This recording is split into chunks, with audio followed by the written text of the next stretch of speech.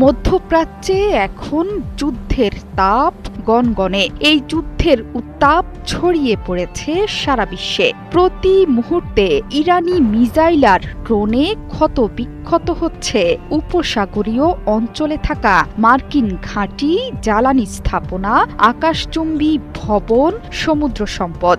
এত কিছুর মাঝে পশ্চিমাদের বিপজ্জনক সংকেত পাঠাচ্ছেন উত্তর কোরিয়ার সর্বোচ্চ নেতা কিম জং উন। এক সপ্তাহের ব্যবধানে দ্বিতীয় দফায় নতুন ডেস্ট্রয়ার থেকে দ্বিতীয় ক্রুজ মিসাইল ছুড়ে পশ্চিমা বিশ্বকে কঠিন বার্তা পাঠালো পিয়ংইয়ং। বুধবার ক্রুজ মিসাইল উৎক্ষেপণের তথ্য দিয়েছে দেশটির রাষ্ট্রীয় গণমাধ্যম। বলা হয়েছে, উত্তর কোরিয়ার নেতা কিম জং উন গত সপ্তাহে নতুন ডেস্ট্রয়ার থেকে দ্বিতীয় ক্রুজ মিসাইল পরীক্ষা পর্যবেক্ষণ করেছেন। মার্কিন যুক্তরাষ্ট্র এবং দক্ষিণ কোরিয়ার সামরিক মহড়ার জবাবে এই মহড়া চালিয়েছে পিয়ংইয়ং।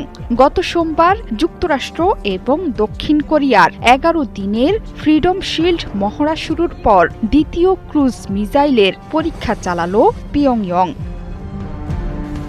ক্রুজ মিসাইল পর্যবেক্ষণের সময় কিম জং উনের সাথে উপস্থিত ছিলেন তার মেয়ে, যাকে তিনি উত্তরসূরি হিসেবে ঠিক করেছেন বলে জানিয়েছে গণমাধ্যমগুলো। পরীক্ষাস্থল থেকে দূরবর্তী স্থান থেকে ভিডিও লিংকের মাধ্যমে পরীক্ষা পর্যবেক্ষণ করেছেন বাবা মেয়ে। পশ্চিম উপকূলের নামফোর কাছে চো হিয়ন ডেস্ট্রয়ার থেকে উৎক্ষেপণ করা হয়েছে ক্রুজ মিসাইলগুলো। এ সময় মিসাইলগুলো সাগরের ওপরে একটি ফ্লাইট কক্ষপথ ধরে উড়েছিল এবং আঘাত হেনেছিল নির্ধারিত লক্ষ্যবস্তুতে।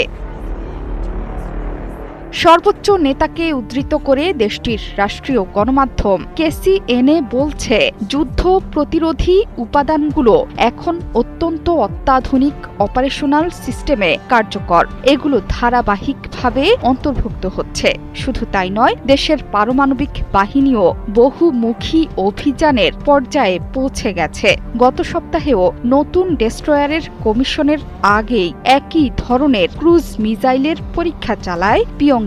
দীর্ঘদিন ধরেই পশ্চিমা মিত্রদের সম্মিলিত সামরিক মহড়াকে আক্রমণের মহড়া বলে নিন্দা জানিয়ে আসছিল উত্তর কোরিয়া। বিশ্লেষকদের মতে, উত্তর কোরিয়ার এই নতুন সমরাস্ত্র প্রদর্শন অঞ্চল জুড়ে ভূ রাজনৈতিক উত্তেজনা আরও বাড়িয়ে দিতে পারে।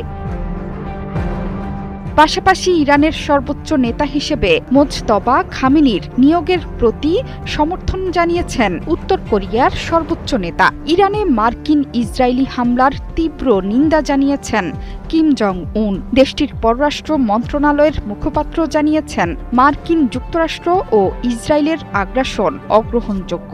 যারা ইরানের বিরুদ্ধে অবৈধ সামরিক আক্রমণ চালাচ্ছে, তারাই নষ্ট করছে আঞ্চলিক শান্তি এবং নিরাপত্তা।